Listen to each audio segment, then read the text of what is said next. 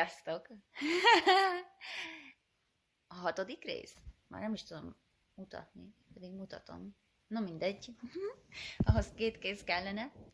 Szóval ez már immáron a hatodik rész, és hát igen, boldog karácsonyt mindenkinek. Egyáltalán nem így terveztem ezt a részt, nem is így akartam fölvenni. Főleg nem full kócosan, smink nélkül. Pedig az nem olyat jó kitaláltam. Még direkt a Foxiknak is csináltam. Nem tudom, mennyire látszik. Piros-zöld színű gumikat tetettem rá, hogy direkt ilyen karácsonyos hangulatú legyen. Már tökre kitaláltam hozzá a sminket. Ilyen piros-zöld. Nyilván az is. Tudjátok, ez a karácsonyi cukorka, milyen csíkos. Gondoltam, ide valahova festek egyet.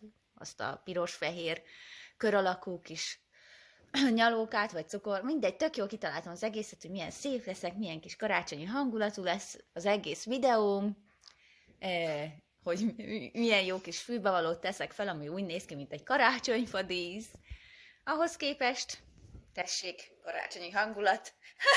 Felvettem az egyetlen karácsonyos pólómat, a kedvenc üdítőmmel, mert igen, kövezzetek meg, de nagyon szeretem, nem érdekel. Sokat ugyan már nem iszom, mert elkezdtem ugye, mint tudjátok, edzeni. Szóval annyit már nem iszom, de imádom, nem érdekel. És nagyon jó az íze. Úgyhogy. Na, de hogy amiért még szeretem ezt a pulcsit, mert nagyon cuki rajta a kutyuska. Szóval, nem így gondoltam, hogy fogok kinézni hótkócosan, karikás szemekkel. 30-an innen. mert ezt nem így terveztem, de ez most ilyen jó igazi karácsonyi hangulatú videó, nem? Hát így néz ki egy karácsony, nem full káosz, a karácsonyfa dől, a díszek nincsenek készen, mindenki rohangál még az ajándékokért, nem jön meg semmi, még mindenki csak főzni próbál, de kifut a levesnek való kocsonya, vagy a kocsonyának való leves, vagy hogy van ez? Úgyhogy ez most ilyen igazi, nem az, ami a reklámokban van karácsony, nem az, amikor gyönyörű, szép a doboz, és te már magas sarkúban, miniszoknyában ott kevergeted a semmit a lábasban, és akkor mosolyogsz a férjedre, meg a 85 gyerekedre, és akkor minden fasza és minden jó. Nem, ez az igazi, nem? De ezt tudjátok miért jó? Mert azt tudod, hogy legalább akkor boldog. És ez így van, ez most így van nálam. Minél rosszabbul nézek most ki, annál boldogabb vagyok, mert itt vagyunk a családdal, meglátogattuk őket Angliában. Szerintem az egyik legkirályabb karácsony eddig egyébként, nagyon-nagyon élvezem. Végre látom ugye az unokaöcsémet, úgyhogy meg hát együtt van az egész család, úgyhogy ennél nincs fontosabb.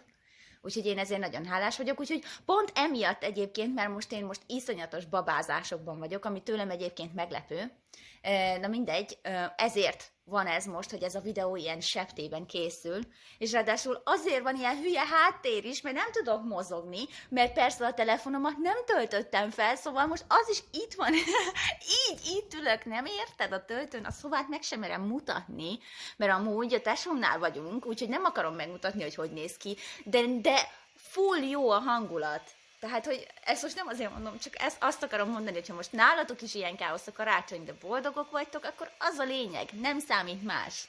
Amit most majd hallatok a háttérben, az, hogy ez egy stúdiólakás, gipszkartonfalakkal, úgyhogy az anya még most is képzeljétek el, hogy főz, illetve süt, talán mákos gubát, de azt nem is lehet, hogy azt nem is kell sütni. Mit értek én hozzá, de tudjátok, mit 4 perce megy a videón, még nem szóltam semmit a szinkronról, de az se érdekel, mert ez karácsonyi videó, karácsonyi hangulattal, úgyhogy ha most 30 perc lesz, ha nem nézed végig, hát azért azt sírni fogok, meg sajnálni fogom, de most nem tudok mit csinálni, nem akarok sietni, ennyi, most jó hangulatban vagyok, úgyhogy, és nem szerektől, hanem a családtól, úgyhogy akármennyire is csöpögősen hangzik.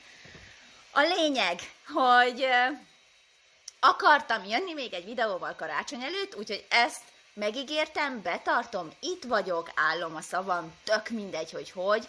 Úgyhogy Katica, ez neked szól, ahogy kinézek, meg ahogy ezt a videó elkészül, rottyon, romokban, de neked csinálom főként, mert nagyon meghatott a posztod, nagyon hálás voltam érte, nagyon hálás vagyok érte, és úgyhogy úgy voltam vele, hogy 6. ha szakad, én ezt megcsinálom, ezt a videót, mert megígértem, mert van, aki várja, és az, hogy az én videómat valaki várja, hát most annál boldogabbá, még ennél hova tovább már. De ez nekem nagy megtiszteltetés, úgyhogy köszönöm szépen, Katica. Nagyon jól esik. Úgyhogy ezért is szerettem volna megcsinálni ezt a videót meg, mert persze mindig van, beszélhetnékem, mindig jut eszembe valami, szóval mindig van valami mondhatnékom, legnagyobbak örömére, vagy legtöbb ember örömére. Az előző videóhoz még csak annyit szeretnék kiegészítésként, hogy kaptam egy üzenetet Facebookon, és hát szoktam ilyen settenkedős, sunyi módon, ilyen kis sniper, elbújós, nem jut eszembe a szó, pedig tudtam. Sneaky, csaló módon szoktam olyat csinálni, hogy ha nincs időm válaszolni egy üzenetre, akkor nem akarom addig megnyitni, mert nem akarom, hogy azt gondolják, hogy de bunkó vagy, hogy elolvastad és nem is válaszoltál, mert nem erről van szó, csak lehet, hogy lenne időm elolvasni, mert van 2 percem, de válaszolni már nem tudok, mert én nem olyan ember vagyok, aki odabök 2 darab szót, hanem szeretek 5 percet, 10 percet, tehát amikor én tényleg tudok foglalkozni azzal az üzenettel, akkor szeretek úgy válaszolni. És most is ez történt, hogy nem volt időm, még nem volt időm válaszolni, nem is tudom, de lesz időm válaszolni, csak most nincs, úgyhogy gyorsan elolvastam ilyen sunyi módon, tudjátok, amikor ráviszitek a kurzort az üzenetre, de nem nyitjátok meg, és akkor így nagyjából látjátok, hogy mit írt az ember. És igen, elrontottam az előző videómban, konkrétan ne haragudj virág, de hogy én nekem szemüvegre lenne szükségem, az is biztos. Valamiért a nevedet én Vikinek olvastam. Úgyhogy az előző videóban, amikor arról beszéltem, hogy Viki, nem, ő virág volt, úgyhogy elnézést kérek, ezt most itt rektifájolom, elnézést. Szóval így, na, de 7 perc után térjünk már rá a lényegre. Az volt a lényeg, hogy Katica feltette azt a kérdést, hogy milyen a hangulat karácsonykor a szinkronban. Vagy hogy mi van egyáltalán így karácsony környékén. Na most emlékeim szerint semmi. A rövid válasz az az, hogy képzeld el, Katica, semmi. Mert nyilván a stúdiókat feldíszítik. Már, hát igen, azért a legtöbb stúdió szerintem fel volt annó díszítve, tök jó ilyen karácsonyi hangulat volt, sőt azt hiszem a Jász utcában még karácsonyfa is állt.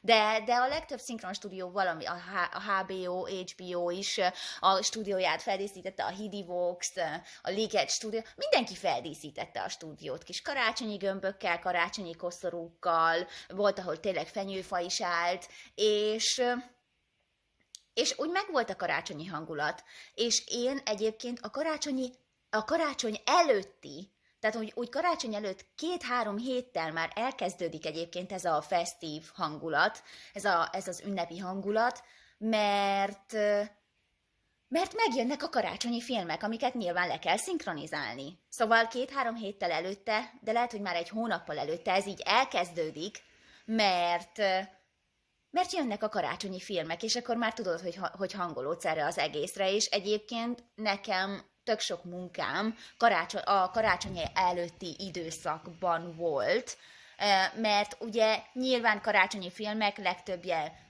miről szól, vagy romantikus, és akkor van benne egy főhős, meg egy főhősnő, akik így egymásra találnak a végén, vagy miről szól, gyerekek. Gyerekek megmentik a karácsonyt, gyerekek szenvednek karácsonykor, aztán a végén nem szenvednek, mert happy end, vagy a gyerekek valamit turpiskodnak karácsonykor, szóval a legtöbb nagy munkám az karácsony előtt volt bizony, mert olyankor akkor tök sok szerepet kaptam, meg akkor még tök sok főszerepet is kaptam, úgyhogy én azt nagyon szerettem, tehát én mindig vártam így az ünnep előtti időszakot, mert akkor tudtam, vagy hát reméltem, hogy megtartom ezt a jó szokást, hogy olyankor sok a meló, tehát így a gyerekeknek is, és ez így is volt szerencsére, és azért úgy érezni már a stúdióban, hogy így közelegnek az ünnepek, és akkor mindenki egy kicsit már, hogy mondjam, nem az, hogy lejjebb ereszt, de egy kicsit kózibb lesz, tehát hogy is mondjam ezt,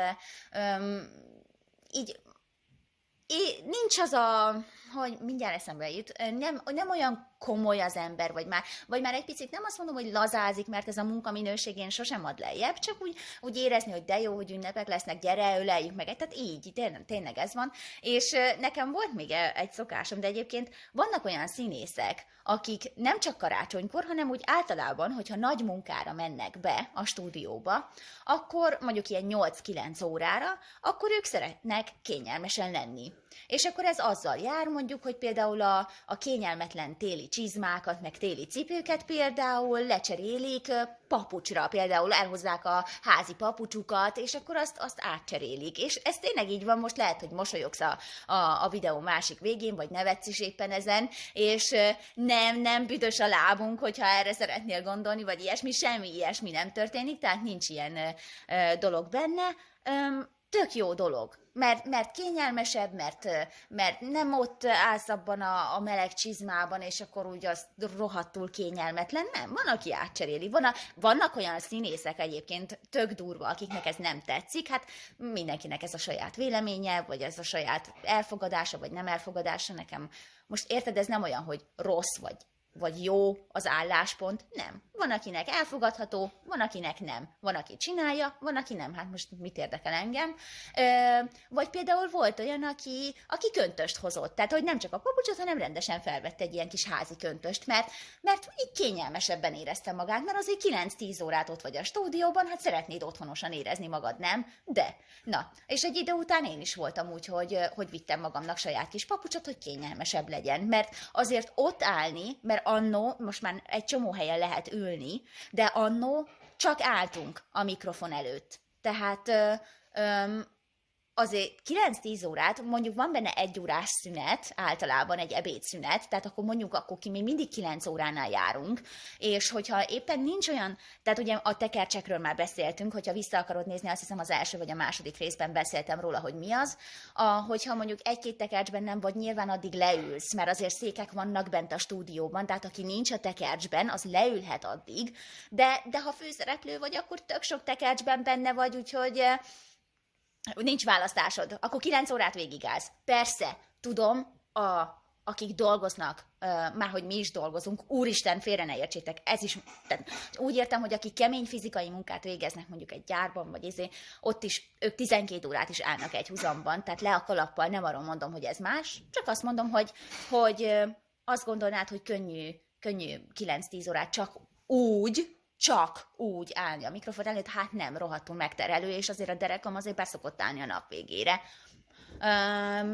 Úgyhogy van ilyen is, de nem a világ vége. Szóval az a jó, hogy ha 1-2 tekercs szüneted van, akkor tudsz csak leülni. Úgyhogy nyilván minél kényelmesebb ruhában akarod nyomni ezt az egészet, és ugye ezért van ez a csillag, de karácsonykor ez fel szokott erősödni csak azért, hogy egy ilyen kis, nem tudom, hozzáad az ünnepi hangulathoz. Na. Meg egyébként van olyan is, hogy már egyébként rafináltak lettek a színészek, vagy mindenki, vagy úgy értem, hogy a színészek már eleve rafináltak voltak, csak úgy értem, hogy én is rafinált lettem az idő múlásával. Mert ha mondjuk benne voltam egy tekercsben, de csak a végén, mondjuk 1 szóra, vagy 1 sóhajra, akkor bizony ott lehetett csalni olyannal, hogy ültél, hogyha olyanok voltak a székek, hogy nem recsegtek, ültél, és akkor tudtad, hogy jó, akkor megjegyezted mondjuk a 3-mal az előtti mondatot, és hogyha az elhangzik, akkor gyorsan fölálltál a mikrofon elé. De ezt ilyen nagyon ninja macska módba kellett ám csinálni, hogy még csak véletlenül se hallatszódjon, hogy te fölállsz és odalépsz a mikrofonhoz. Illetve hát nyilván egymásnak úgy segítettünk, hogy jeleztük. Tehát vannak ilyenek, hogy ez történik, hogy mondjuk vagyunk 3-an a mikrofon előtt, és akkor tudják, hogy valaki ül, de majd lesz a tekercs végén, akkor bizony van egy ilyen mozdulat, hogy ez a gyere, hogy mindjárt te jössz. Illetve tök sokszor van olyan, hogy nem veszed észre, hogy benne vagy a tekercsben. Tök sokan vagytok ott, elveszel, lehet, hogy csak egy sóhajod van, és képzeld el, egyébként vannak ilyen tippek és trükkök, hogyha csak egy sóhajod van, és éppen olyan kollégákkal vagy, és látják, hogy nem állsz a mikrofon előtt, és már tudják, hogy nem érsz oda, akkor sóhajtanak helyetted. Mert hát most ki mondja meg, hogy én sóhajtok? vagy valaki más? Hát senki. Úgyhogy vannak ilyen trükkök, hogy lehet, hogy van olyan sorozat, amit te láttál, és az a sóhaj nem attól a színésztől jött, akitől várnád, úgyhogy vannak ilyenek ezek, de jó, most jutott eszembe. Na, de hogy van így. De van úgy, hogy nem veszed észre, és mondatod van, de akkor viszont nem ilyen, hogy gyere, tehát nem így mutatjuk, hogy hanem, tudod, ez az őrült kapálozás, hogy észbe kap a színész, hogy nem vagy a mikrofon előtt, és hogy benne kéne legyél, és akkor viszont ez van, hogy igen, ez azt jelenti, hogy gyere már benne a betegesben. És van úgy, hogy a rendező meg nem látja, mert nem úgy van az ablak, vagy éppen tényleg tök sokan vagytok, és nem látja, hogy nem állsz ott a mikrofon előtt. De ha látja, akkor nyilván szól, hogy hol van XY, de van, amikor ezt így nem lehet látni. És tudom, hogy egyszer volt, nem tudom, Csontorka, te emlékszel-e, de egyszer dolgoztunk együtt, és rengetegen voltunk egyébként Zákányi Balázsnál. És az is valahogy karácsony előtt volt, nem sokkal, és tudom, hogy mondtad, hogy nagyon-nagyon-nagyon-nagyon éhes vagy a Jász utcában. És annyiszor elmondtad, hogy éhes vagy. Én meg mennyi voltam? Talán 9 éves, vagy 10 éves, és csak azt tudtam, hogy szeretnék neked segíteni, hiszen csak azt hallom, hogy éhes vagy. És most már felnőtt fejjel tisztában vagyok vele, hogy ezt csak úgy mondja az ember. Tehát attól, ha én kimondom, hogy éhes vagyok, akkor az úgy nekem jobb.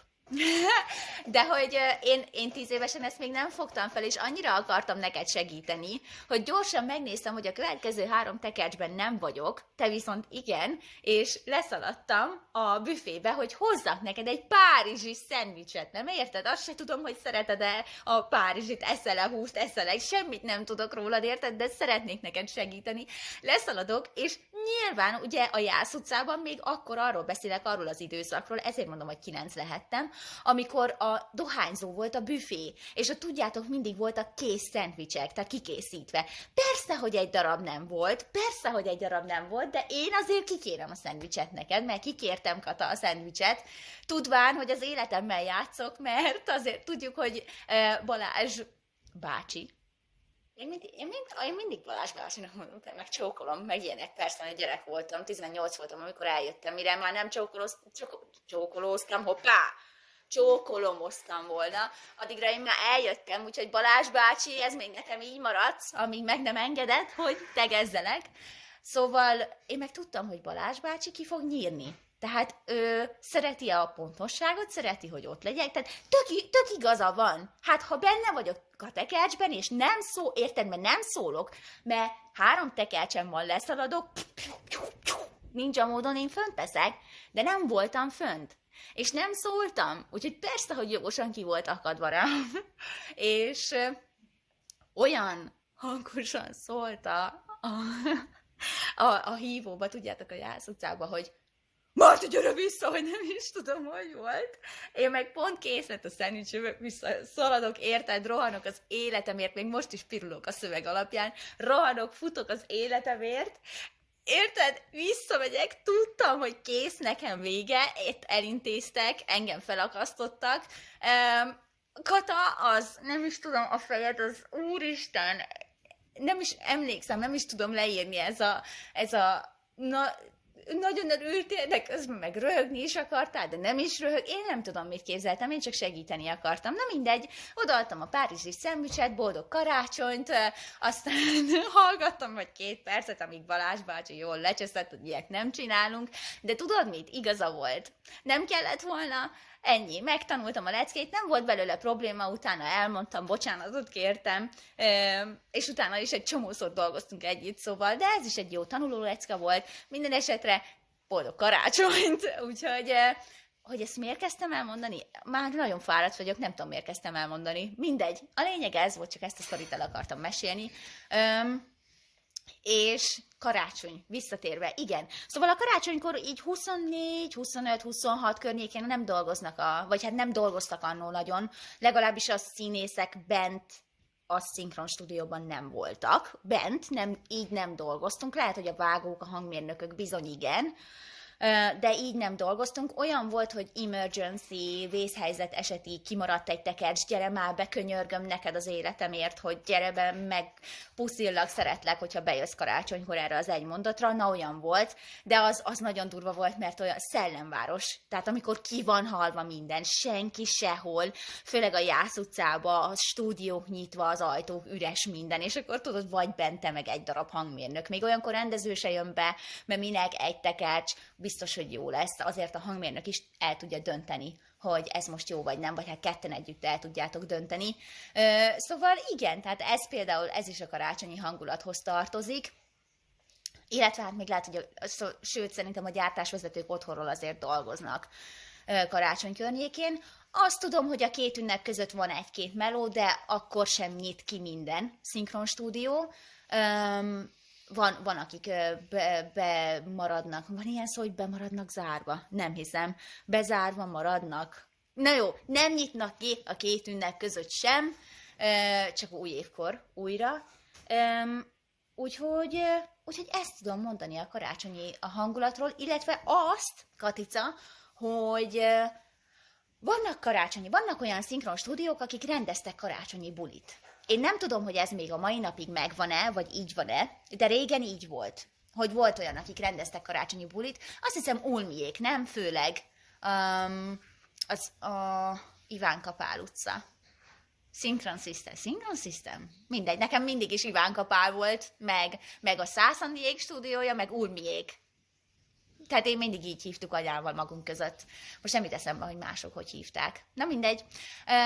Nem is ez a lényeg, hanem hogy ők nagyon jó bulikat csináltak, de azt tudom, hogy sok ilyen karácsonyi bulin nem vettem részt, mert hát ugye, bocsánat ezért a hangért, a nagyok mentek. Tehát most én talán 10 éves koromban kezdtem el járni ilyenekre, de ez ugye a gyerekeket is hívták, de hát nem gyerekeknek való karácsonyi bulik ezek, úgymond.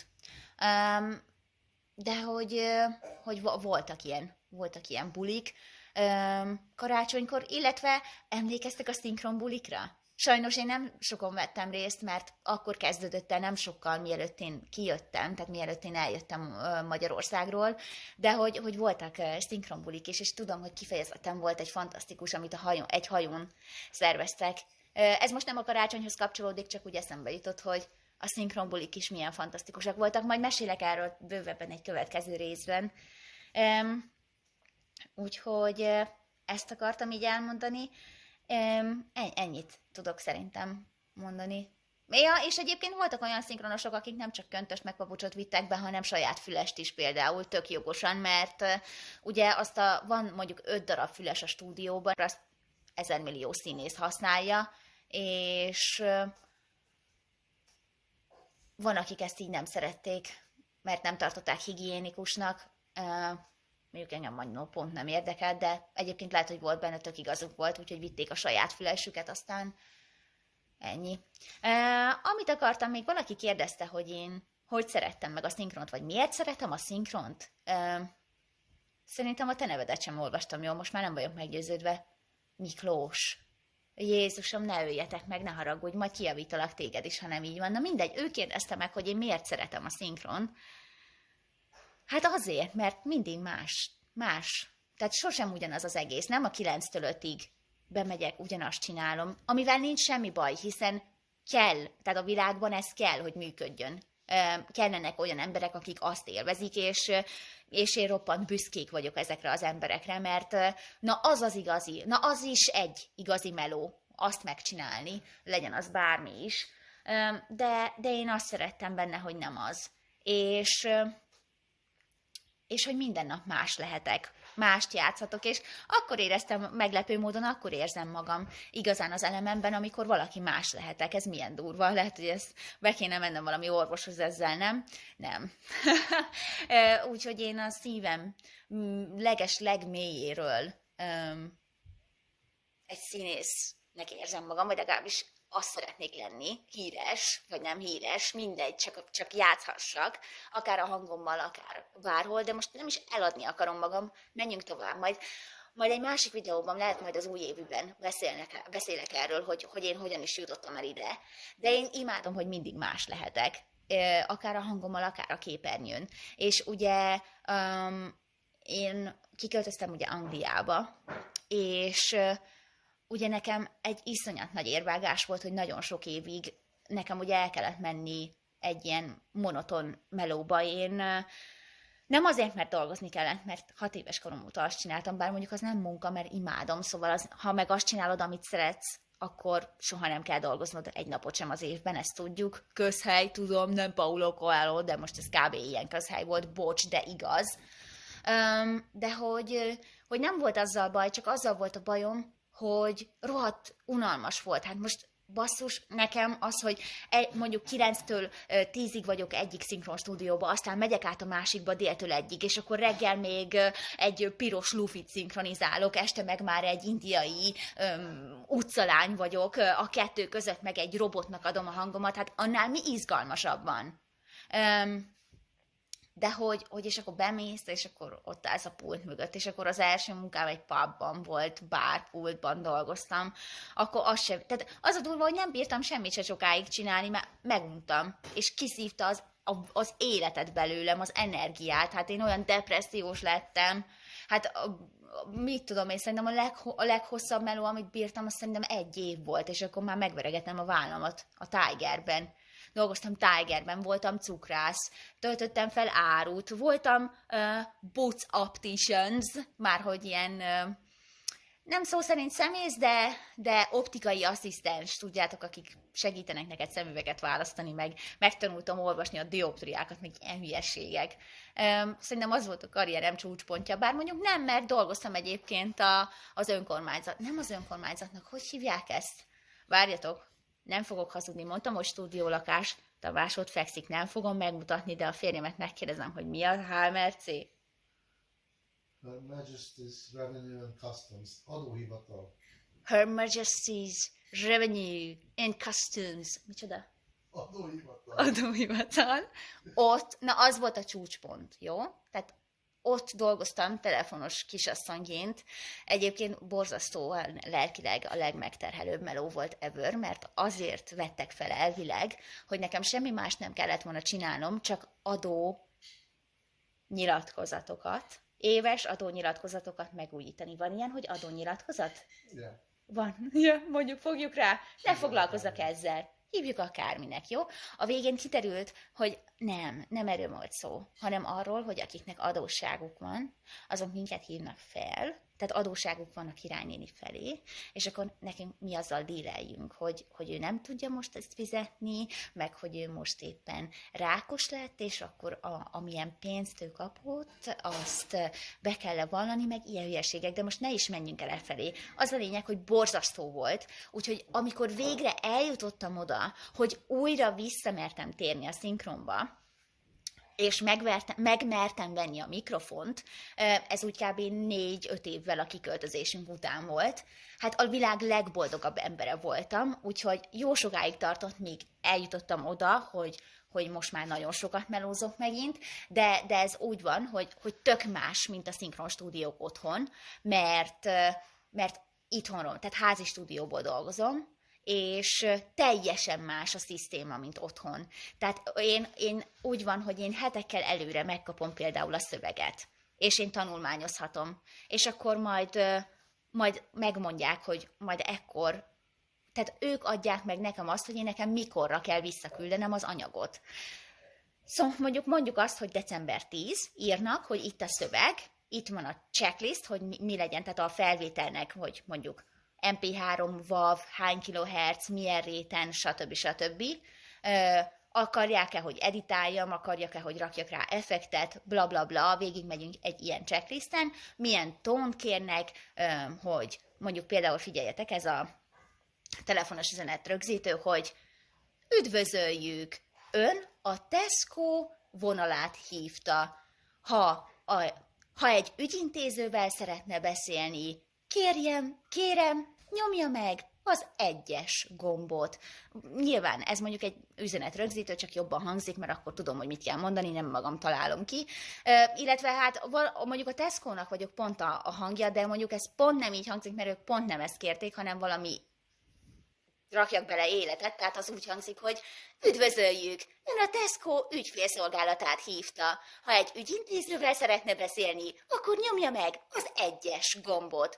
Ilyenek. Vagy például akkor, hogyha nyelvtanító, valaki kérdezte, mi ez a nyelvtanító? Hát, mint a Duolingo. Tehát, hogy ha nyelvet akarsz tanulni, akkor ugye máshogy fogok neked beszélni, mert nyilván külföldi vagy, szeretnél magyarul tanulni, akkor artikuláltabban fogok beszélni, lassabban. Például a magyar nyelv az egyik legszebb és leghangzatosabb nyelv az egész világon. Pont szar lett, amit csináltam, de érted a különbséget, hogy mondjuk például gyerekeknek szól, ott is van különbség, van gyerekeknek szól, akkor ott szavakat tanítasz a programban, akkor az olyan, hogy ajándék, baba, labda, tehát hogy így mondod akkor, vagy a mondatokat, hogy Petike kivitte sétálni a kiskutyáját a parkba. Mondjuk lehet, hogy te éppen pofán vernél ezért a hangsúlyért, de itt most gyerekekről van szó, ők valószínűleg ezt szeretik. Hát ezt kérte tőlem a rendező, akkor ezt fogom csinálni. De azért lehetek kevésbé retardált is. Például Petike kivitte sétálni a kutyáját a parkba. Például. De hogyha reklám van, akkor mindenki emlékszik gyerekkoromból biztos az Apu Buksi kiszakadt! Nem így mondtam, az olyan volt, hogy Apu Buksi kiszakadt! Nem tudom mennyire volt most ez olyan. Gipszkarton, felettünk meg is mozdultak, bocsánat, de hogy a reklám is az olyan, hogy az meg élettel telibb, tehát hogy igen, az ott idegesítőnek kell lenni, például alza.hu, nagyon sokat olvasom, hogy idegesítő, nem, Csőre Gabi fantasztikus, mert ez kell, fel kell hívni a figyelmetet egy adott termékre, beszélsz róla, elérte a célját, Úgyhogy zseniálisat alkot például abban a reklámban, azt így kell, illetve hát ott gyorsan is kell beszélni, mert ott megvan adva, hogy 30 másodperces egy reklám, és akkor ott bele kell abba férni. Tehát ezért van az, hogy a tájékoztatót el kell olvasni, mielőtt megveszed ezt a gyógyszert, mert aztán az nagyon fontos, hogy azt el kell olvasni, hogy aztán ne legyen semmi bajod attól az adott gyógyszertől, mert hogyha még például valami bajod lesz, akkor majd azért fogod hibáztatni. Tehát, hogy ott nyomni kell, úgyhogy azért értelmes is legyen. Mondjuk ez lehet, hogy pont nem volt az, de reméljük, hogy igen. Aztán mi van még? Karakterhangok. Azokat, az a baj, tudjátok mi a baj? Hogy most, hogy saját stúdióból dolgozom, kevés a karakter munka, pedig azt imádom a legjobban. Mert azok a kedvenceim. Mondtam a múltkor is, hogy az animéket imádom, és nincsen belőle sok, mert ugye én nem dolgozom úgymond rendezőkkel face-to-face, hanem nekem ugye leírják előre. Tehát december 10-én megkapom az anyagokat, megírják, hogy mit szeretnének, hogyan szeretnék megkapni, és akkor megírják, hogy én ezt december 24-éig kézbesítsem. Tök mindegy, hogy mikor, csak addigra legyen meg. És ennyi. Én elküldöm, és hogyha valami javítani való van, akkor azt utólag tesz. Tehát akkor kapok egy e-mailt, hogy ezt meg ezt javítsd már ki. Megjegyzem, most már idestova, nem tudom hány éve, nem tudok számolni. 5-6 éve nyomom itt kint, szerintem 2-szer, ha volt ilyen. És nem azért, mert nagyképű vagyok, de azért erre lehetek büszke. Karácsony van, hogy ajándékozzam már meg magamat, most ezzel meg ajándékoztam, köszönöm szépen, megveregetem a vállam, de rendes vagyok. De hogy hát kinek mondjam el? Hát kinek? Hát senki nem tudja rajtam kívül, mert hát oké, a család tudja meg ilyenek, de hát ők minden nap ezt hallják, hogy én mit csinálok, hát ez nekik nem újdonság. Meg mindig azt kapom, hogy de hát mi ezt tudjuk! Na jó van, akkor tudjátok, akkor. De hogy jó esik, hogy I still got it, meg tök sokszor kaptam, úgyhogy külföldön vagyok, és az egészet egyébként ez külföldi. Tényleg azt akartam mondani, hogy külföldi nyelven bonyolítom le? Már úgy értem, hogy angolul kommunikálok, és tök jó érzés, hogy ők is így visszajeleznek, és volt talán azért mondom, hogy nagyon ritka, de volt egy karakter hang, amikor ilyen hackerős, anti-hacker, bocsi cica, anti-hackeres videókat kellett szinkronizálnom. I'm taken. és abban volt az, hogy karakterhangot kellett csinálnom, és akkor így nyomtam, tudjátok, leszinkronizáltam mindent, a röhögéseit, az izét, az őzést, mindent, és akkor tök jó kis dicséretet kaptam vissza, így külföldiektől, szóval jól esik, na. És azt szeretem magamban, hogy tudok tűpontos, szeretitek mi ezt a kifejezést? Tudok tűpontos lenni, és arra nagyon büszke vagyok. Nagyon-nagyon-nagyon büszke vagyok, mert ahhoz értek. Most az ember mire legyen büszke, nem? Ha arra, amihez ért. Hogy arra is büszke, amihez ért. És én ezt imádom. Ezért mondom, hogy Miklós, megint elindítottál egy lavinát, mert imádom. Hát naphosszat tudnék beszélni arról, hogy miért imádom a szinkront. És most akartam még mondani, hogy milyen típusú izék vannak, de miért nem jut eszembe, hogy milyen típusú szinkronokat szoktam nyomatni még. Hát ilyen internál videókat cégeknek, de most abban nincs semmi az olyan, mint hogyha nagyjából, tehát hogy egy kicsit így akkor visszaveszek, megpróbálok nem affektálni, azt komolyabban kell venni, például, hogy mint ezek az anti-hacker videók is, hogy mire kell figyelned arra, amikor belépsz az ajtón? Arra, hogy senki ne jöjjön utánad, és ne surranjanak be a hátad mögött, hogy ellopják a cégnek az adatait. A gonosz hackerek! Nyilván nem. De most megint, tudjátok, mint majd csinálok egy ilyen short videót, ahol összehozom, hogy mik a különbségek a különböző szinkron típusok között. Tehát milyen egy üzenetrögzítő, milyen egy reklám, milyen egy mert akkor megnézem a régi szövegeimet, és akkor az ott lesz előttem, és nem kell még azon is gondolkoznom, hogy mit találjak ki. Mert nehéz úgy szinkronizálni nektek így a videóba, hogy közben ki kell találnom a szöveget fejben. Úgyhogy igazából ennyi. Úgyhogy ezért is szeretem. Hát most veri azt, hogy nyitathatok. és még egyszer, bocsánat, tehát nem degradálok, egyáltalán nem, csak azt szeretném elmondani, hogy én erre születtem, nekem ez van a szívemben, és ez sokkal izgalmasabb számomra. Ennyi az egész, hogy imádok játszani, gyerek vagyok, olyan gyerek vagyok, hogy mint ide Lacháza. Tehát, és szeretem, hogy van saját stúdióm, de azért hiányzik a bejárás, mert hiányoznak az emberek, hiányoznak a rendezők, hiányzik a karakter, tehát hiányzik az, hogy karaktert szinkronizálhassak. Ja igen, az annyi, hogy 40 percnél befejezem, úgyhogy gyors leszek. Annyi, hogy Phoebe Schofield-dal tudtam együtt dolgozni Angliában, ugyanis ő hívott be stúdióba engem, és akkor Covid előtt kezdtem el, nem hiszitek, Covid előtt kezdtem el bejárni, volt, hogy egy évben már 5-ször voltam, ami nagy dolog, a semmihez, a nullához képest az 5 az 5-ször több, a lófaszt. Dehogy is. 5 0 az még mindig 0. Mindegy, nem ez a lényeg, büszke vagy rám, cica? Nagyon. És a számok jó barátok. Na, és az a lényeg, hogy már 5-ször voltam, 5-ször dolgoztam vele, és egyébként arról a Phoebe Schofieldról van szó, aki a Csengetett Milordban játszott, csak szólok. És ő is dicséretet, és azért hívott, és nagyon sokat dolgoztunk együtt.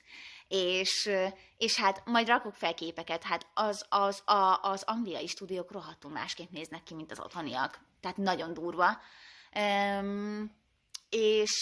És azt is imádtam, iszonyat jól érztem magam, bár be voltam kaksizva az elején, azt ne tudjátok meg, azért, hogy ott teljesíteni kell. És ennyi szerintem. Valamit még biztos, hogy akartam ehhez hozzáfűzni, de már nem fog eszembe jutni, és már nem is fárasztalak titeket. Majd csinálok egy ilyen rövid videót, ahol megmutatom a különbséget, hogy videókban, vagy külön munkákban hogy kell beszélni. Ja, csak annyi, hogy persze, hogy kis rövid filmekben is akkor kezdtem el játszani, már beindult minden, nem értitek? Tök jó volt, kis filmekben is játszottam, olyan sok csodálatos, fantasztikus embert megismertem, és erre nem bejön a Covid. Tehát, hogy utána kész. Tehát már volt olyan, hogy 10 kisfilm be volt tervezve a következő évre. Hát nem elvitte az összeset a Covid? Hát ez valami elképesztő. Ha tudnátok, hogy nekem mennyiszer kellett újra kezdenem ezt az egészet, hogy újra kellett kezdenem, ugye, amikor kijöttünk Angliába, újra kellett kezdenem a Covid után, és ez elképesztő, hogy az univerzum ennyire nem akarja, hogy színésznő legyek, vagy hogy szinkronizáljak. Én nem tudom, lehet, hogy ezzel azt szeretné jelezni, hogy ne csináljam, mert szar vagyok, de nem érdekel, mert én megyek, mert 15-ére is fel fogok állni, és csinálni fogom, és ezzel csak azt akarom mondani, hogy nincs lehetetlen, úgyhogy csináljátok, amit akartok, már hogy ne öldököljetek az utcán nyilván, hanem hogy jó dolgokat csináljatok.